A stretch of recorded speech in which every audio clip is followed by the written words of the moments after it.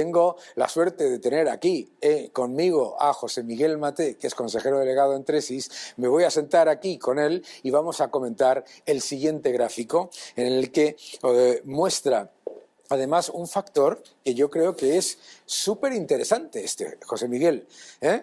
Hemos hablado de la reapertura de China, hemos hablado de cómo el mercado está en enero percibiendo que la reapertura de China como un gran factor positivo, y aquí tenemos el precio de los costes de los fletes, y el precio de los costes de los fletes ha continuado desplomándose, está a mínimos de 5 años a pesar de la reapertura de China. Puede ser que el mercado se haya tomado con demasiado optimismo esa reapertura. ¿Cómo ves tú este primer mes del año? ¿Qué tal, Daniel? Muy buenas noches y encantado de estar aquí. Bueno, hemos estado viendo durante estas primeras semanas del 2023 lo que podríamos decir euforia, ¿no?, en el mercado. Sí. Entonces, yo creo que son muchos factores. Por supuesto, la reapertura de China juega a favor del crecimiento. Ese gráfico que mostrabas parece indicar lo contrario, pero juega en contra de los precios, porque todo lo que es mayor crecimiento, mayor demanda de materias primas y de cualquier otro producto puede poner tensión en los precios, como hemos empezado a ver con algunas materias primas industriales, pero desde luego es una buena noticia. El mercado ha cambiado radicalmente el sentimiento con respecto a finales del 2022, lo cual podríamos decir que no deja de ser lógico. Porque estábamos con el peor sentimiento en mucho tiempo, ¿no?, con los peores resultados en todo tipo de activos. Entonces, no deja de ser hasta cierto punto normal este comportamiento, quizá un poco exagerado, y lo que tenemos que ir viendo es cómo va evolucionando, por supuesto los factores que se han mencionado en el programa ya, ¿no? Primero la inflación, después los tipos de interés, luego el crecimiento y un factor clave que has tocado tú, que son los beneficios empresariales. Los beneficios empresariales de momento bastante mejores de lo que se esperaban en general, aunque tampoco son unos beneficios empresariales espectaculares, y yo creo que es que hemos pasado de un shock de pesimismo en la última parte del año pasado, a lo mejor a un shock de euforia en esta primera parte. Claro, todos los mercados reaccionan siempre no a los datos absolutos, sino a los datos relativos. Eso es. Los analistas habían esperado unos resultados muy negativos para este 2020, para el final de 2022 y sobre todo las guías para el 2023. Y nos encontramos con que los resultados no son tan malos y además las guías tampoco son tan negativas. Por tanto, a la hora de ajustar, aquí claramente el factor positivo pesa más que el negativo. Y lo que estamos viendo es, como decimos, un comportamiento eufórico. Bueno, es que venimos de una caída de un 30% en el Nasdaq y llevamos un 13% aproximadamente de recuperación. Todavía queda muchísimo si hablamos de las tecnológicas, que ha sido el sector más afectado, porque lógicamente le afecta mucho el nivel de tipos de interés. Y lo que no podemos perder de vista es que el año pasado los tipos de interés pasaron en Europa de negativo. Estamos ya en el 3%, en Estados Unidos del 1 y pico al 4 y pico por ciento. Es decir, los tipos han subido mucho y eso afecta a los descuentos y por tanto a las valoraciones de las empresas. Si ahora el mercado lo que está descontando es que los tipos están prácticamente ya al 80 o incluso el 90% de donde deben estar o deberían estar a finales de año, pues es lógico que empiecen a tenerse en cuenta aquellas empresas que mejores resultados o mejores expectativas tienen y el dinero vuelva a fluir hacia ellas, ¿no? Efectivamente, porque, claro, ya el año pasado, José Miguel y yo decíamos que, oye, que las políticas monetarias van a seguir siendo acomodaticias, que están subiéndose los tipos, pero los tipos siguen por debajo de la inflación, que se está reduciendo el balance, pero el balance de los bancos centrales sigue siendo muy elevado, que no se está tomando, como decía hace un momento el entrevistado Pablo Gil, decía, no se están tomando medidas restrictivas como nosotros las conocemos. ¿Puede ser ese un factor que el mercado empiece a darse cuenta de que los bancos centrales no van a generar un problema de crédito? Claro, yo creo que eso es un aspecto fundamental que hemos hablado en multitud de ocasiones. La liquidez es lo que mata a las empresas, el circulante. Y parece, desde luego todos los indicadores nos animan a pensar que eso no se va a producir, digo un estrangulamiento. Sí. Y eso lógicamente lo que permite es hablar de desaceleración más o menos intensa y desde luego todos los factores que hemos visto a lo largo del 2022 afectan y van en esa dirección, menor crecimiento económico, es lo que estamos viendo y lo que dan las cifras oficiales y las estimaciones de organismos públicos y privados, pero lo que no tenemos es una crisis. Eso es. Y eso es muy importante. Si se quita de la ecuación la palabra crisis, el sentimiento mejora. Y esto es lo que estamos claramente viendo en estas primeras semanas del año. Sí. Una recuperación importante con una recuperación del sentimiento. Eso lo comentábamos en el programa en varias ocasiones, que no es lo mismo una crisis que una recesión, y es muy complicado porque la gente lo identifica y cada vez que escucha recesión dice viene una crisis y esto va a ser tremendo. No necesariamente. Me gustaría enseñarte este otro gráfico que vamos a ver, este gráfico que muestra pues, esa divergencia, cómo el mercado ha reaccionado desde que los bancos centrales ya han dicho hasta aquí vamos a subir los tipos y esto es la senda que vamos a llevar a cabo. Desde ese momento el mercado ha empezado a subir de una manera claramente la volatilidad de los bonos, porque el año pasado los bonos fueron uno de los grandes perjudicados y la volatilidad del mercado se ha reducido muchísimo. La recuperación de los bonos ha sido muy espectacular y que ahí nosotros vemos que hay oportunidades, ¿verdad? Claro, claro. Fundamental. El año pasado fue un año muy malo para todos los activos, no solamente para la renta variable, que es lo que tendemos a pensar cuando hablamos de desaceleración, etcétera, sino que fue también para los bonos. El mercado de renta fija en todas las categorías tuvo una caída, iba a decir sin precedentes, la mayor en los últimos 100 años, en cualquier tipo de activo, con cualquier nivel de riesgo, de duración, etcétera, ¿no? La duración, lógicamente, afecta más a la caída, obviamente, a mayor duración, mayor caída. En este momento en el que tenemos aparentemente una hoja de ruta clara, lo que decíamos antes de que los tipos están prácticamente, me da igual, el 80, el 90%, es decir, tenemos prácticamente agotada la subida por parte de los bancos centrales, aunque todavía queda. Lógicamente tenemos que tener en cuenta el factor cupón dentro de la renta fija. Y nos encontramos por primera vez en muchos años con cupones no solamente positivos, es decir, con rentabilidad positiva, sino cupones atractivos. No son suficientes para paliar el efecto de la inflación, pero lógicamente son rentabilidades entre el 3, 4, 5%, dependiendo si hablamos de aquí de España o hablamos de Estados Unidos. Es decir, rentabilidades positivas y atractivas. Eso, lógicamente, si el nivel de subida de tipos está agotado, por tanto el efecto en precio es cada vez menor, pero además tienes un cupón que te puede compensar esos movimientos negativos si se llegan a producir, pues lógicamente lo que vemos es un flujo, y lo estamos viendo aquí en España con imágenes que no dejan de ser sorprendentes, colas en el Banco de España para comprar letras del Tesoro al casi el 3%.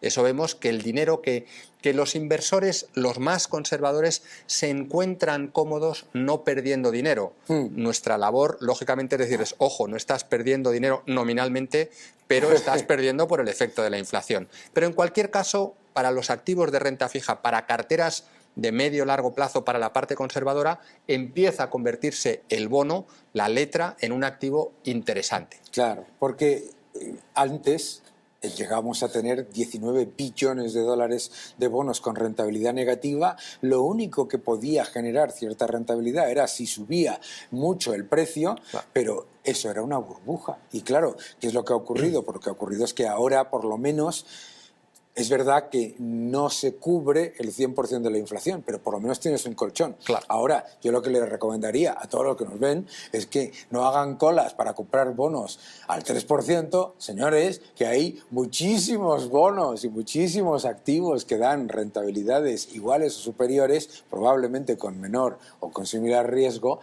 No hace falta hacer colas, sobre todo con el frío que hace por ahí fuera, ¿verdad? Desde luego. Y que se asesoren. Y lo más importante aquí, me gustaría hablar sobre eso, ¿no?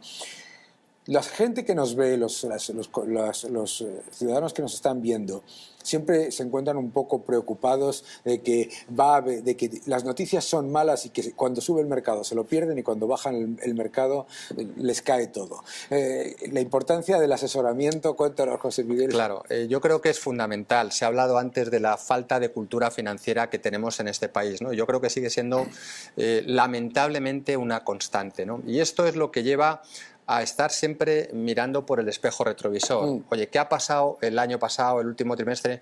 Ha caído todo, me entra miedo, vendo y por tanto me pierdo la posible recuperación, como estamos viendo en este momento.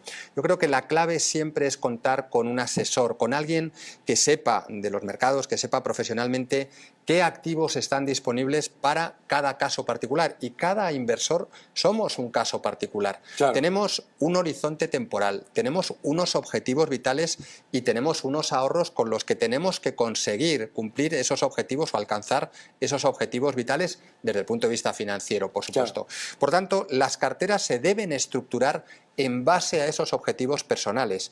Esto es fundamental. Insisto, el horizonte temporal. Si no vamos a necesitar el dinero este año, el año que viene, dentro de 3 años, tenemos horizonte temporal, por tanto podemos asumir más riesgo.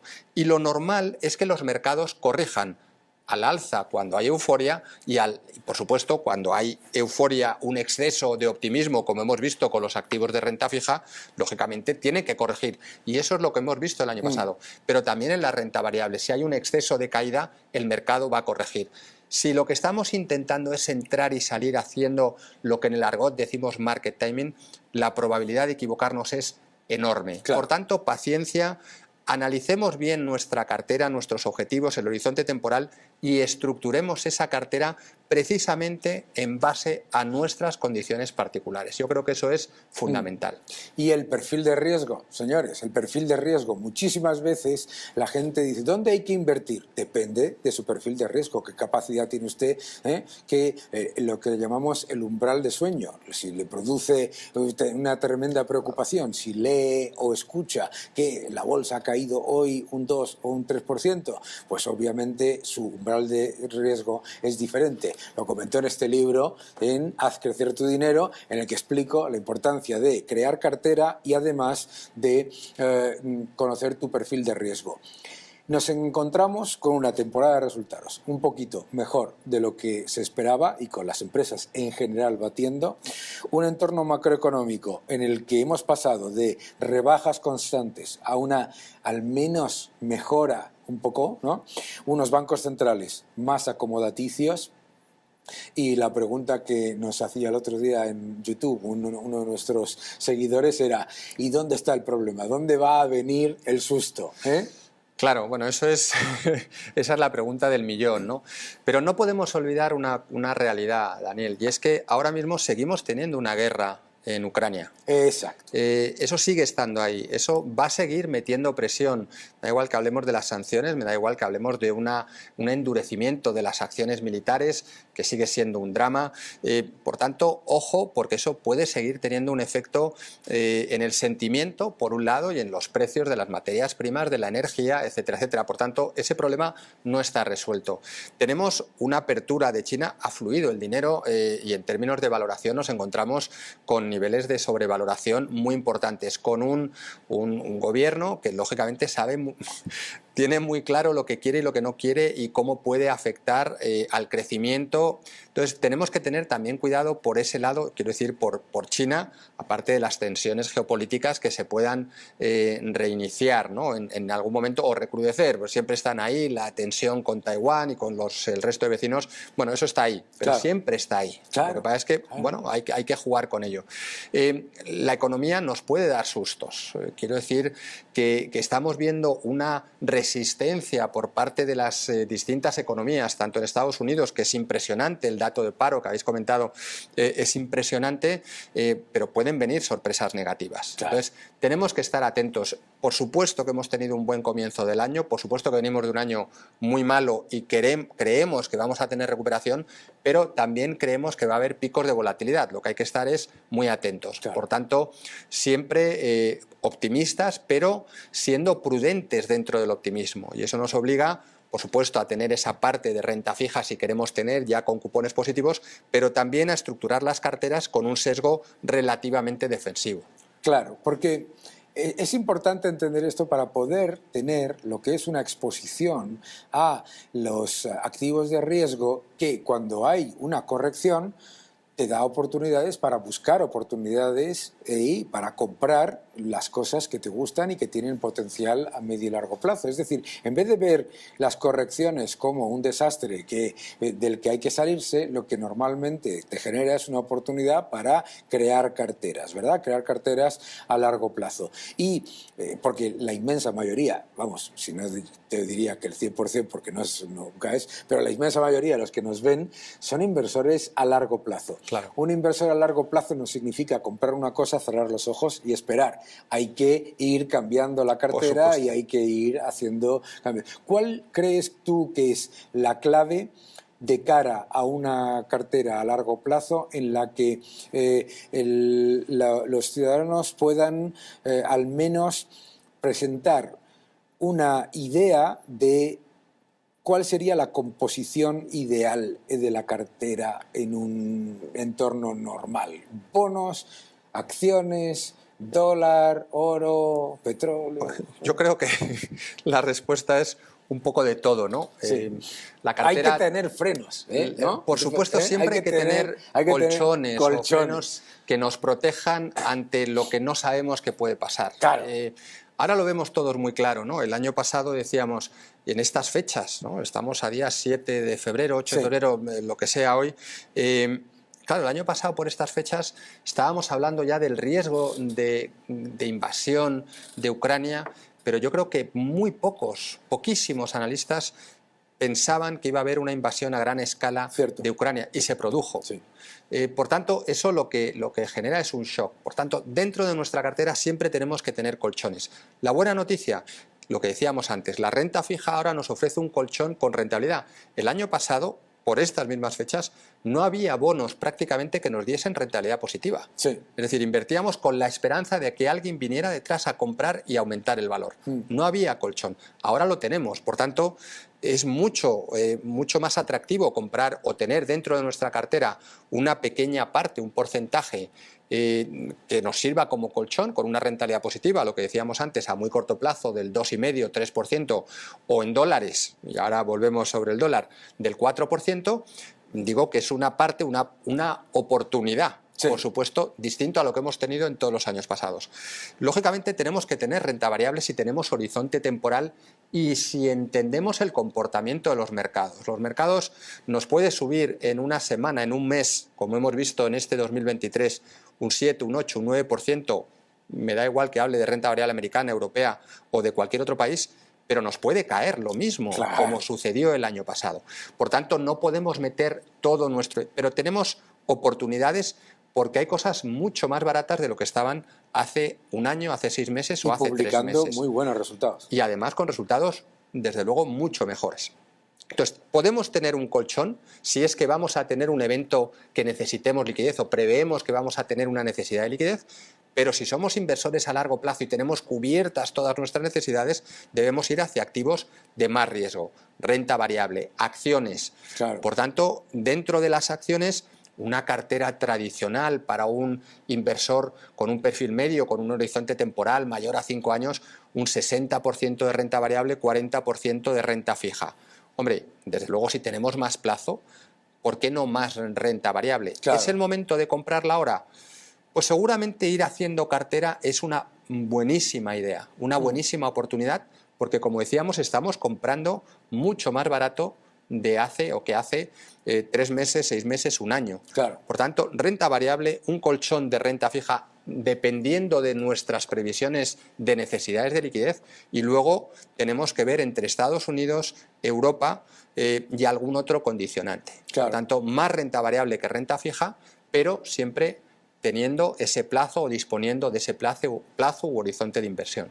Y para prepararse para eventos en los que haya un susto, la casa en un incendio que tiene más puertas y más ventanas, el dólar, siempre, ya lo saben ustedes, y el oro, funcionan como defensas, mientras eso te da también oportunidades para buscar ese colchón y además añadir a esa renta variable y a esa renta fija. José Miguel, muchísimas gracias por venir. Encantado, Daniel. Y nada, ya sabes que estás en tu casa.